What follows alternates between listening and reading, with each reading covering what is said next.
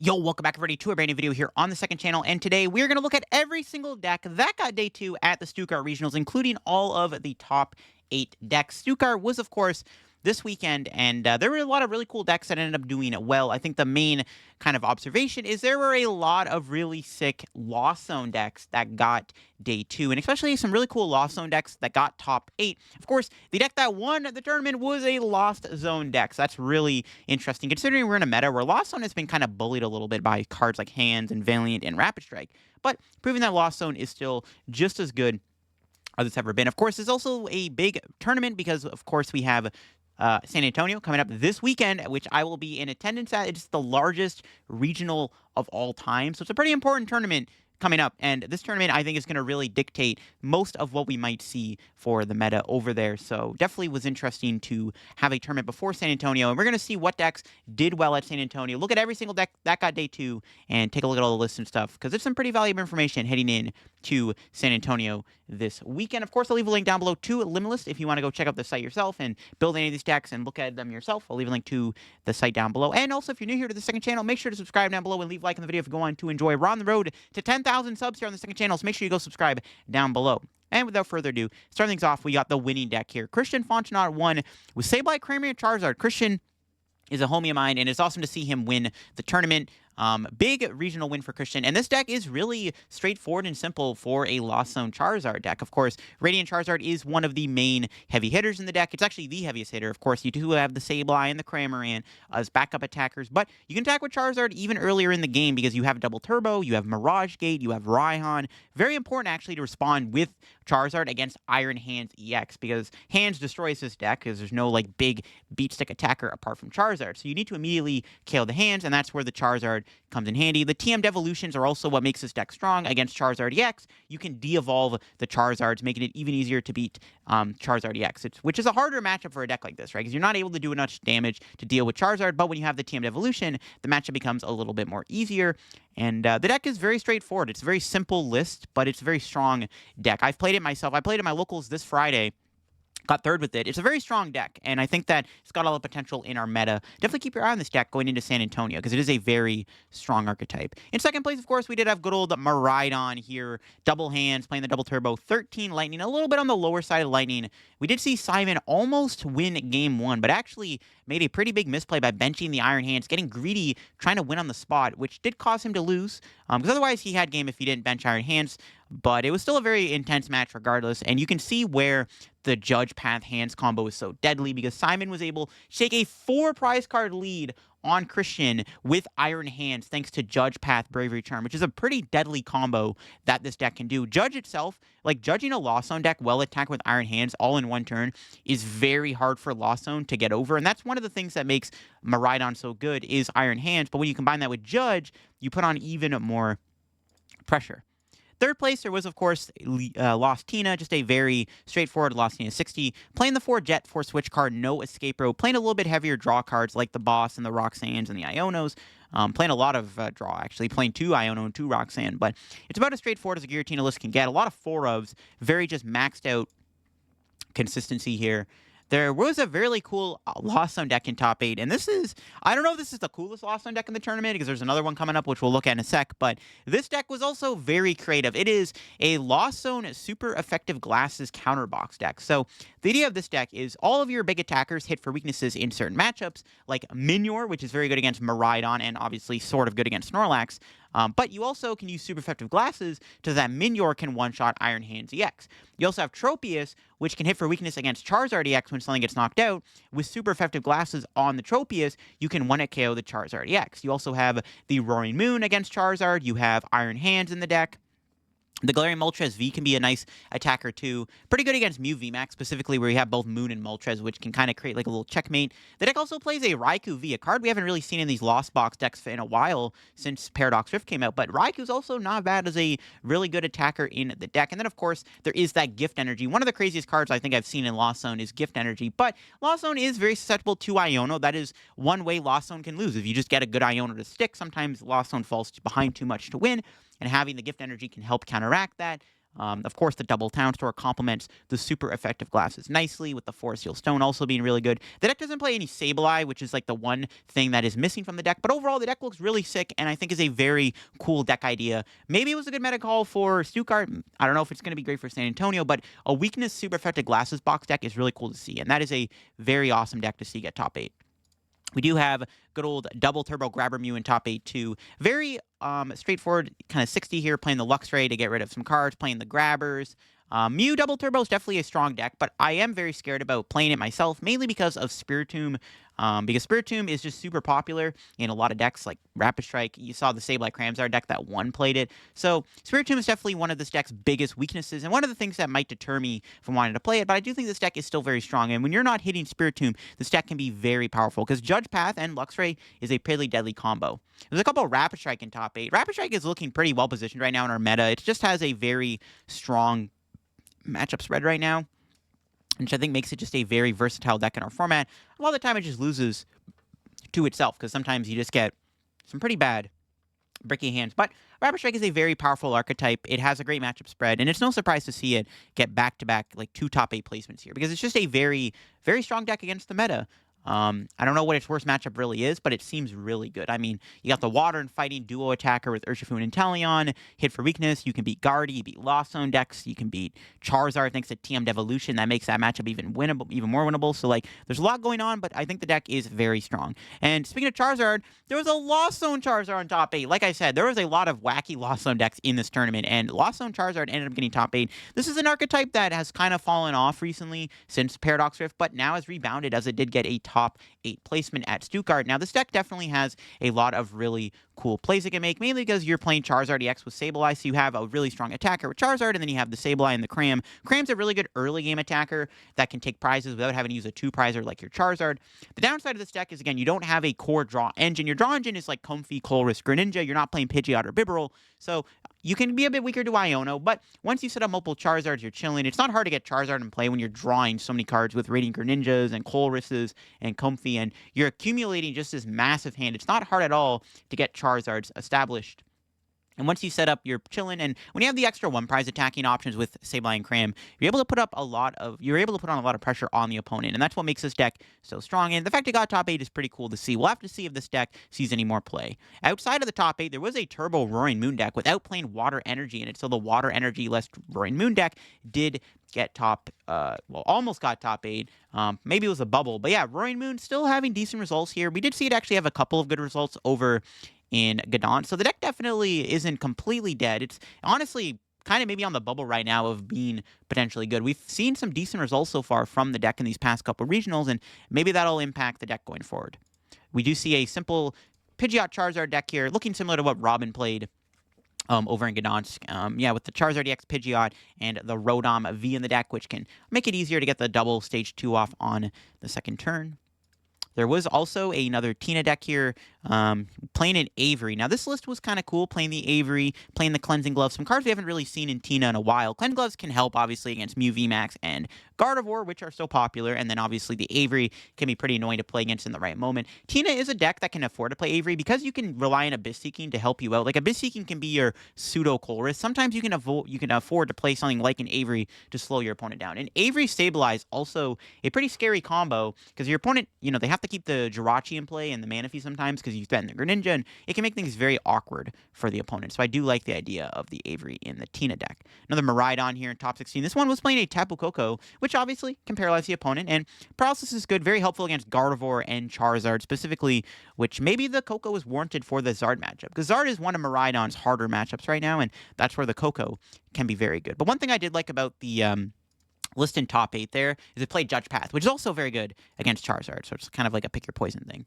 Another Zard Pidgeot deck in top 16, playing the Rotom V and the Minior in the deck to help against Snorlax a little bit, because Snorlax obviously coming off of a pretty good finish. And speaking of which, yeah, look at that. There's a Snorlax in top 16. Good old Snorlax control. This one is a little bit different. It's playing cards like Cramomatic and Crushing Hammer and Pokestop, some cards we haven't really seen in Snorlax. Pokestop makes sense because, look at all the items. It's even playing Cross Receiver, which can either put back a Pokemon or a supporter from your discard pile if you play 2 of them at once, kind of like a cross switcher, which is kind of sick too. So a lot going on, but Snorlax still proving that it is a strong deck. And with the amount of Charizard that probably you saw playing this tournament, it made sense. We got our first Gardy in top 16. Gardy's still a good deck. I think it's still going to be popular regardless of whether or not it got only one top 16 placement at Stuttgart, but Gardy is still just as strong as ever in my opinion. It's still a contender for BDIF, and I think will still be popular in San Antonio. Now here's where things get crazy. Tord's new Lost Pile deck. Yep, Tord, once again, he did it again. He played a random Lost Zone deck and just randomly just got top 16 with the deck. This deck is even crazier than the first one. As you can see, Tord replaced Palkia V-Star with Giratina V-Star, and he even added in Lumineon V to the deck and a Forest Seal Stone. So he's upgraded the deck a little bit, again, swapping out Palkia for Giratina, playing a Boss 2 this time, which is also very helpful. That was one thing I felt that was missing from the Palkia deck, was there was no Boss or Gust in general, and that's a nice addition to the deck. Giratina makes your Zard matchup even more winnable. Palkia wasn't as good against Charizard, whereas Giratina is a lot stronger against Charizard because you can use Star Requiem and Frenzy Gouging in that matchup. Giratina also has Abyss Seeking, a great way to set your board up. Also really good to get closer to Kyogre. There's even times where you can just Abyss Seeking to speed up the process of pulling off Kyogre. So really cool deck. Very crazy. I would argue this deck might be a little bit harder to play than the Palkia build. The Palkia build was sort of straightforward compared to the Giratina build. There's a little bit more going on in the deck, but really cool to see Tord just do this well with just a crazy Lost Zone pile deck. Only Tord can really do a deck this well and do it justice, because that's crazy to me. But really cool. Again, a lot of creative Lost Zone decks in the top 16 there. We do see another Lost Tina outside of top 16. This one was playing a 1 copy of Iron Bundle, which is cool. You can sometimes attack with it, which is ironic, but you can also force your opponent to switch, like a pseudo escape rope, which can be very, awkward for the opponent to get over, right? We see our first Fusion Mew. I think Fusion Mew is in a really good spot still. It is one of the only decks that can kind of counteract Spiritomb a little bit better. In my opinion, this one is playing the Ice Cube and the Meloetta still, playing a Vitality Band. I do like the idea of Vitality Band in the deck, because Mew, with a Vitality Band and 1 Power Tablet, does do 230 damage, which is actually very relevant numbers to hit right now, especially against Roaring Moon and Iron Hands. That's one thing to kind of keep in mind. Another Miraidon here in top 16. Playing a Drapion in the deck to respect Mew a little bit more, which makes sense. I think Drapion and Tomb are both good options in the deck. I guess Drapion can sometimes be a little bit better in more scenarios. We got another double Turbo Mew. Not playing Grabber this time, is playing the Crushing Hammer. Try to remove opponent's energy to slow them down. Crushing Hammer Mew definitely seems decent. Again, if you can just dodge Spiritomb, I think the deck's good, right? Another Tina. Just kind of skim through there. We'll try to go through this a little bit quicker if we can. Don't want the video to be too long. But there was another Charizard Pidgeot deck in top 32 here, playing the Rotom. And it looks like Rotom's now the favored partner to have in Charizard. And it makes sense. Rotom just allows you to have a massive hand going into your second turn if you don't get Iono'd, which sometimes you don't get Iono'd, or sometimes your opponent doesn't want to Iono you, right? Sometimes they want to play their own setup cards like Colress or Arven, and then you don't get Iono'd, and that means you have a huge hand, making it very easy to pull off Rare Candy Pidgeot and Rare Candy Charizard in the one turn, which is pretty sick. Another Lost Tina here. Pretty straightforward 60, I would say. We got an Urshifu Valiant deck again. And again, a deck that I don't think a lot of people are really looking at right now is Urshifu Valiant. It was like the most hyped up way to play Iron Valiant when, of course, the set came out, but then it's like Entei Valiant proved to be better. But Urshifu Valiant still has some sneaky plays. It does have a decent Miraidon matchup, which is a nice benefit. And Urshifu can definitely have some crazy combos pulled off with Yoga Loop and Rapid Flow. And it's a pretty strong deck still. Like, I don't think the deck is bad or anything. I think Entei Valiant is still maybe better, but the deck still has a lot of warrant and a lot of really cool plays it can make. It still seems like a very strong deck in my opinion. And maybe it's one that we should still be looking at respecting going forward. Who knows? Another Lost Zone deck here. This one is a bit different. There's a lot of different Lost Zone decks here in this tournament. We see a Dragonite, Roaring Moon, Iron Hands build. I have seen Dragonite make its way back into some Lost Zone decks. It's still a very strong attacker, very good beat stick attacker, can get a lot of damage on the board, has no weakness. It's a very strong card still. Like, Dragonite is still good. Do not sleep on the D-Knight. It can still pack a punch. Yeah, D-Knight's still pretty good. And the Roaring Moon, I think, complements Dragonite pretty well, too, in my opinion. Another Charizard. Once again, playing the Rotom. The interesting thing about this build is actually playing 4 Iono and 4 Arvid. Not playing any research or anything like that, just going all in on the Arvid and the Iono. It's playing Justified Gloves to help a little bit against the Mirror and, of course, Roaring Moon, which is respectable. We see another Rapid Strike deck here. Again, Rapid Strike's a very strong deck right now. I think it's a very, very strong deck. It has a great matchup spread. Really, all it can lose to sometimes is just itself. It's just sometimes draws like a potato. We got another Lost Zone Radiant Charizard. This one is a little bit different than Christian's build. It is playing the Roaring Moon, which is what we saw originally in this deck at LAIC, getting top 8. This build having the Roaring Moon. The Roaring Moon's still a great attacker. It can help against Iron Hands. Very good against Mew. Very good against Charizard. Because when you're playing Roaring Moon, you don't need to play TM Devolution. As you see this build here, not playing any copies of TM Devolution. So the Roaring Moon can help a lot more against Charizard. And it also gives you a better time into Mew VMAX, which is respectable too. So I like both builds of Radiant Charizard, having the Roaring Moon or just not playing the Roaring Moon. I think both builds are decent. Both have their ups and downs, in my opinion. Both have their upsides, you know what I mean? A couple Gardys back-to-back here. Pretty straightforward, simple. Gardy looks like, yeah, Gardy's still just being a very good deck. Very strong. Still a top-tier contender, in my opinion. Another Tina in top 32. This one's playing a couple Fog Crystals and 2 Averys. Some cards we haven't really seen in Lost Tina is the Averys and Fog Crystals, but getting added into the deck here. Fog Crystal's not a terrible idea. Gets you Psychic Energy. Avery, again, you can see how deadly Avery can be, especially when combined with Sableye. And then we got a Miraidon in top 32. Looks like it is the Turbo 18 Energy Miraidon deck. Still holding on. Again, being able to get potential turn 1 Iron Hands off is very deadly, and that's what this deck really tries to capitalize on. The Spiritomb is definitely iffy because this deck can rely heavily on Luminion sometimes to bail you out, even Fleet-Footed, because it doesn't have a draw engine. As you can see, the supporters, there's 4 Peony and 2 Boss. So I feel like maybe Drapion is better than Spiritomb. But I do like this deck still. It is still cool to see a deck like this perform well because, I mean, getting the turn 1 hands with 18 energy is pretty crazy. There was another Gardy here in top 32. And then we had a Palkia deck in, or not top 32, it's not top 32, it's top 64, I guess. But we see another Palkia deck here, this one being Palkia Ice Rider. Really cool to see Palkia Ice Rider still have results. I think this deck's actually still better than people are giving it credit for. Though the one thing I don't like about the deck is its matchup against Charizard. Seems a little shaky. The one thing with this build is actually incorporating Path to the peak in the deck to slow the opponent down. And maybe this is how you beat Charizard, is to use Path. It does have Iono, can help against Gardy too, which sometimes can be a bit of a shaky matchup for this deck if you're not able to pull off the crazy Cross Switch or Cologne combo. I do like this list though. The Path is definitely not a bad inclusion in the Palkia deck, and I think Palkia Ice Rider is still actually not a bad deck right now. Definitely give it a try if you haven't already. I definitely like the deck a lot. I think it is still a strong archetype in our meta, and is one that is kind of floating under the radar in my opinion, but better than people maybe give it credit for. Got more Rapid Strike going on. A lot of Rapid Strike 60s are kind of similar right now. Same thing, of course, with Gardy here. This Gardy is a little bit different. There's other technology. We got the Ancient Booster Capsule. There's a Gallade in the deck. That's a card we haven't really seen in Gardy before. And there's also the Champions Festival, another card Gardy doesn't really play anymore. And only one Battle VIP. A lot more going on in this 60. But definitely some cool things. I guess Gallade can be sweet because it's not only an attacker, but also it can get you a supporter at the right moment, which can be kind of deadly. So maybe there is warrant to playing the Gallade. That is kind of cool. Another control deck here. This one does have some extra cards like the Crabominable V to mill your opponent and playing the Dunsparce to actually make the Minior not as threatening because you can just put Dunsparce in play and then all of a sudden Minior doesn't hit Snorlax for weakness, which can make things harder for the opponent. See another Lost Zone Roaring Moon Charizard deck. This one playing the 1 Roaring Moon instead of the double Roaring Moon, but playing the Pidgeot V for Steel Stone combo so you get a V-Star power, which is nice to see. Another Rapid Strike here to look at real quick. Again, a lot of these 60s are similar. Like, we got Giratina. We've kind of already seen it with all these Giratina lists. So let's click on those and look at those real quick. Another Rapid Strike. Again, Rapid Strike has been kind of figured out. We all know what kind of a 60 looks like. We see another Zard. Once again, playing Rotom. So looks like Rotom Zard is now the most popular way to play Charizard. And I think it makes sense. It might be the best way to play it, right? So another Giratina. Again, pretty straightforward 60. There was a Klawf in day 2, which is cool to see. We actually saw a little bit of Klawf on stream at Stuttgart, which was kind of crazy. But Klawf definitely isn't a bad deck. I think it's decent right now.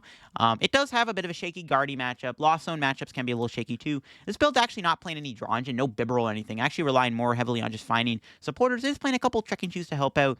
The nice thing about Klawf is that it hits good weaknesses. You can, you have a pretty good Miraidon matchup. I think your Roaring Moon matchups are good. And even your Charizard matchup's pretty good because you do have the Electrode, which can easily one-hit KO Charizard. So, ironically enough, I think this deck is actually a decent archetype right now.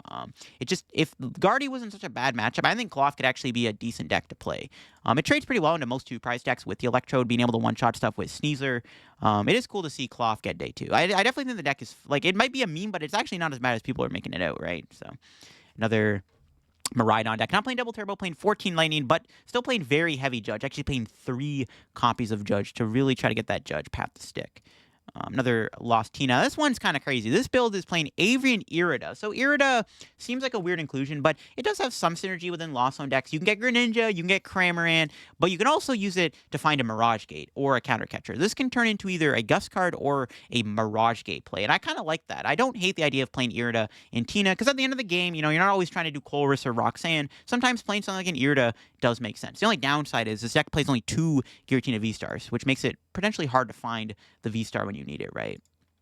Another Gardy here doing pretty good. There was another Palkia Ice Rider deck. This one, not like the other one, not playing Path, is actually incorporating a 1/1 Bibarel. And I do like the idea of Bibarel in the deck. That's one thing with the original Palkia list, is it didn't really have like a draw engine. Your draw engine was the Mew EX. But this person has decided to swap the Mew out for the Bibarel, which I like. Bibarel's a decent upgrade of the deck. I mean, it keeps you Iono-proof. It lets you draw more cards. Bibarel can actually sometimes make it easier to pull off those Cologne cross-switcher combos, kind of like when you would play it within the Shempao deck, right? So it makes sense, and I like it. It's a decent upgrade of the deck. A couple more Gardys here to look at real quick. This one's playing 4 Iono and 3 Research. Wow, very just turbo go in. Another build here playing very heavy Research, 3 Research to be exact. We got another crazy Lost Box pile deck. This one is using Iron Hands, Roaring Moon, Dragonite, and Kyogre. Obviously not playing the Giratina that Tord played, but not playing as many energy either. But it definitely looks like it's a pretty solid list. Not playing any boss, but instead playing the Counter Catcher. Not playing Sableye either, which is also interesting. But again, when you have all these big beatstick EXs and stuff, like, do you really need Sableye at that point? Especially when your opponent benches a Jirachi. So that's cool to see. Another Lost Tina. Again, straightforward 60. Playing that one of Avery. We see another Entei-Valiant deck here. Actually, no, this might be the first one we've looked at, actually. Yeah, we saw an Urshifu Valiant deck a little bit earlier. This is the first Entei-Valiant deck we've looked at, which is interesting. But Entei-Valiant, still good. Still strong, in my opinion. A couple Snorlaxes here doing good. This one playing Spiritomb.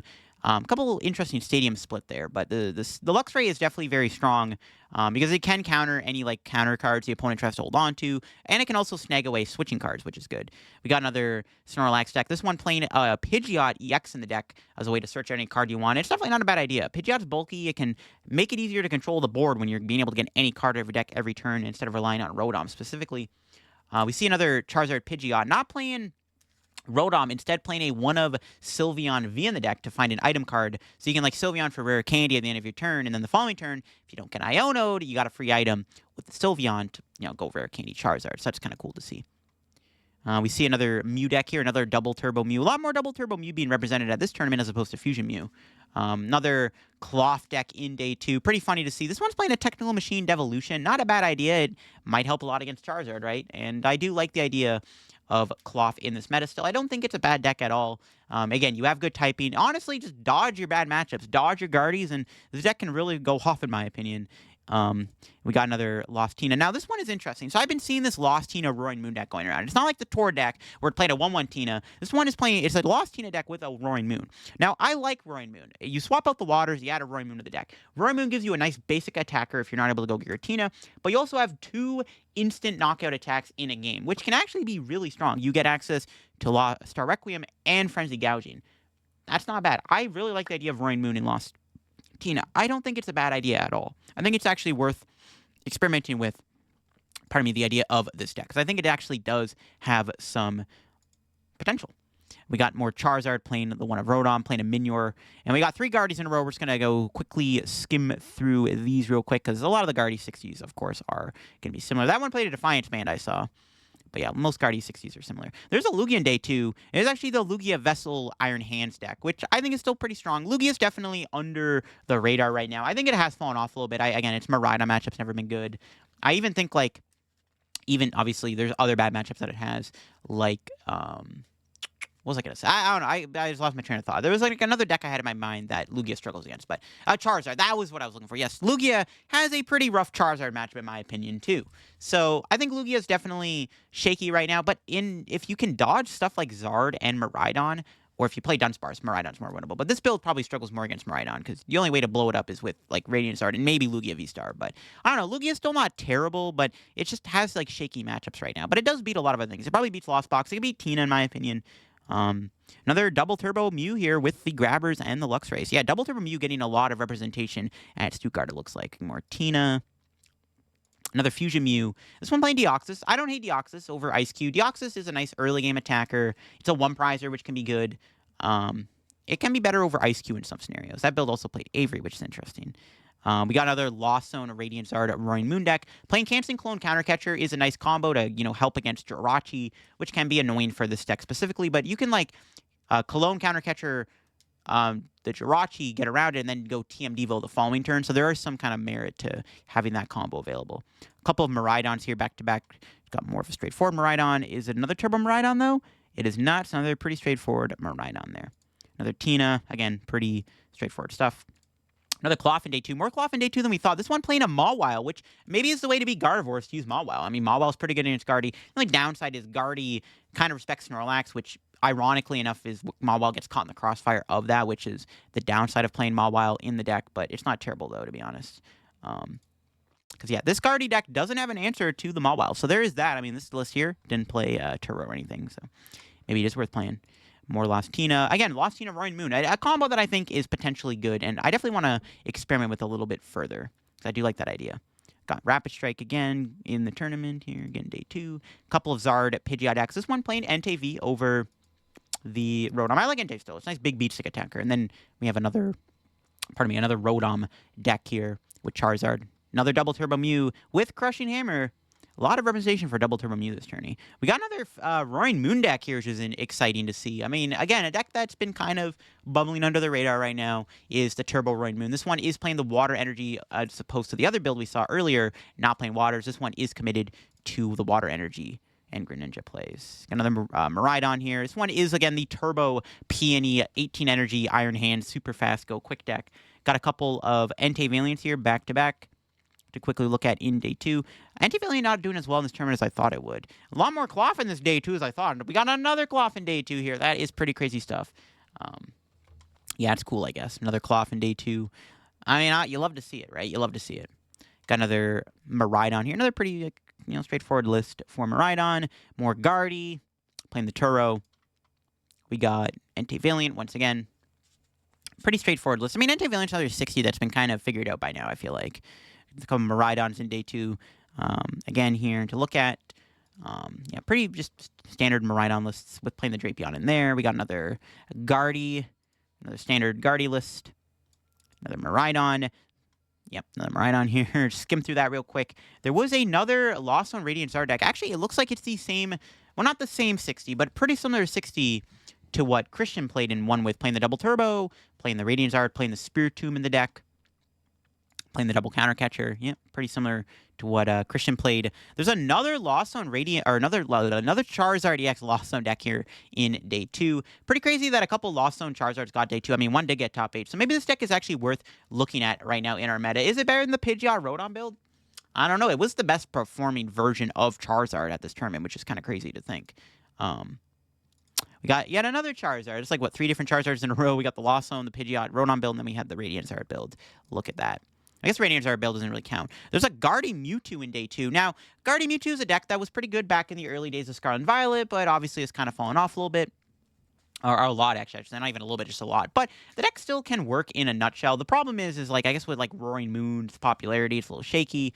But Mewtwo V Union can still be a very scary threat when established. And this build still kind of, approaches the matchups pretty well. It's got the 3 counter catchers, the Luxray, the Reversal Energy, still stuff we used to see in, like, the list from before. And then, of course, that big Mewtwo V Union can be pretty deadly. And then we got another Entei Valiant here. And then at the end of day 2, there was a Miraidon. So, wow, that's interesting. That's 2 tournaments now we've looked at where Mewtwo V Union got day 2. Crazy stuff. Mewtwo V Union better than we thought? I don't know. I mean, V Unions are going away soon. So, I mean, if you want to play Mewtwo, man, this is your last chance. But there you go, folks. That is all of the decks that got day 2 at Stuttgart. Again, a lot of creativity really came from the Lost Zone decks. I mean, Lost Zone 1, we saw some pretty cool Lost Zone super effective glasses, toolbox, Tord playing Giratina, Roaring Moon, Iron Hands, Kyogre. Just some crazy Lost Zone stuff. But again, heading into San Antonio, these were some pretty good results to look at. We're seeing Miraidon perform well. Double Turbo Mew being the most popular way to play Mew. Rapid Strike being a very powerful force to be reckoned with. Lost Zone Charizard EX being the best performing Charizard deck. Just a lot of really crazy results at Stuttgart. And I'm excited to see what happens at San Antonio. I'm going to be doing some San Antonio content this week. So I'm doing some top 10 best decks in the format, lists and stuff like that. Probably a tier list video and all that stuff will be out on the second channel. So definitely got more to say about our upcoming San Antonio meta. But I hope you enjoyed the video on the second channel here. Again, if you're new to the channel, make sure to subscribe down below. Leave a like if you want to enjoy. And I'll see you on another video. Have a good rest of your day and bye-bye.